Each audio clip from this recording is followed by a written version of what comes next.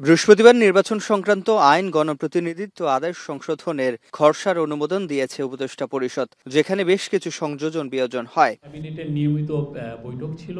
RPO সংশোধনের প্রায় সব বিষয়ে বিএনপি একমত, তবে জোটের প্রার্থী হলেও ভোটে লড়তে হবে নিজ দলের প্রতীকে।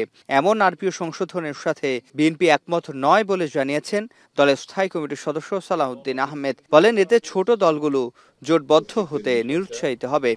জোটভুক্ত হলেও দলগুলো নিজস্ব প্রতীকের বাইরে জোটের অন্য প্রতীক নিতে পারবে না, এই বিষয়ে আমরা সম্মত হইনি কখনো। সেটা হলে যারা জোটভুক্ত হয়ে নির্বাচন করতে চাইবেন অনেক, তারা জোটভুক্ত হতে উৎসাহিত হবেন না, এবং সেটা তাদের সম্মতি নেই, আমাদেরও সম্মতি নেই। আমাদের একটা সুষ্ঠু রাজনীতির স্বার্থে, নির্বাচনের স্বার্থে এটা পুনর্বিবেচনা করা প্রয়োজন।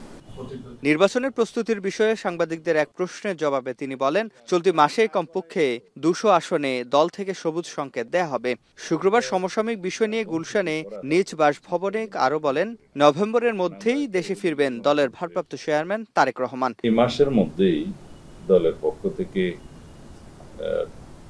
কম বেশি 200 নির্বাচনী এলাকায় একক প্রার্থীকে হয়তো আমরা গ্রিন সিগন্যাল দেব, সেই প্রক্রিয়ায় আছি আমরা শেষের দিকে। দলের মাননীয় ভারপ্রাপ্ত চেয়ারম্যান আশা করি নভেম্বরের মধ্যেই তিনি ফিরবেন। এদিকে সন্ধ্যায় ক্ষুদ্র জাতিগোষ্ঠী আয়োজিত ঢাকা ওয়ান গালা উদযাপন অনুষ্ঠানে বিএনপি মহাসচিব মির্জা ফখরুল ইসলাম আলমগীর বলেন, বিএনপি ক্ষমতায় গেলে ক্ষুদ্র জাতিগোষ্ঠীর উৎসব সরকারিভাবে পালন করা হবে। বিএনপি সরকারে আসলে ঢাকা ক্ষুদ্র জাতিগোষ্ঠীর পৃথক সাংস্কৃতিক একাডেমি গঠন এবং সরকারিভাবে পালনের উৎসব পালন বিষয়ে সক্রিয়ভাবে বিবেচনা করা।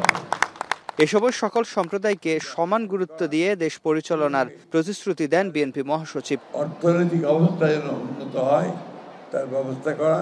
সিফাত শাহরিয়ার, এখন, ঢাকা।